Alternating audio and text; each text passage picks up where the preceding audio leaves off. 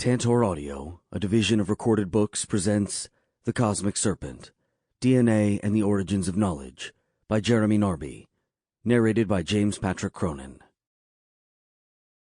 Those who love wisdom must investigate many things. Heraclitus. Chapter 1. Forest Television. The first time an Ashaninka man told me that he had learned the medicinal properties of plants by drinking a hallucinogenic brew, I thought he was joking. We were in the forest, squatting next to a bush whose leaves, he claimed, could cure the bite of a deadly snake. One learns these things by drinking ayahuasca, he said. But he was not smiling. It was early 1985 in the community of Kirishari in the Peruvian Amazon's Pichis Valley. I was 25 years old and starting a 2-year period of fieldwork to obtain a doctorate in anthropology from Stanford University. My training had led me to expect that people would tell tall stories. I thought my job as an anthropologist was to discover what they really thought, like some kind of private detective. During my research on Ashaninka ecology, people in Kirishari regularly mentioned the hallucinatory world of ayahuasqueros, or shamans. In conversations about plants, animals, land, or the forest, they would refer to ayahuasqueros as the source of knowledge. Each time I would ask myself what they really meant when they said this.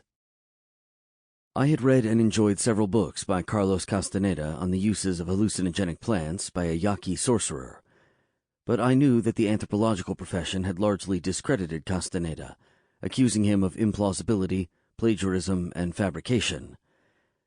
Though no one explicitly blamed him for getting too close to his subject matter, it seemed clear that a subjective consideration of indigenous hallucinogens could lead to problems within the profession. For me, in 1985, the ayahuasqueros world represented a gray area that was taboo for the research I was conducting.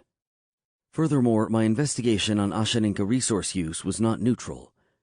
In the early 1980s, international development agencies were pouring hundreds of millions of dollars into the development of the Peruvian Amazon. This consisted of confiscating indigenous territories and turning them over to market-oriented individuals, who would then develop the jungle by replacing it with cow pastures. Experts justified these colonization and deforestation projects by saying that Indians didn't know how to use their lands rationally. I wanted to argue the contrary by doing an economic, cultural, and political analysis showing the rational nature of Ashaninka resource use.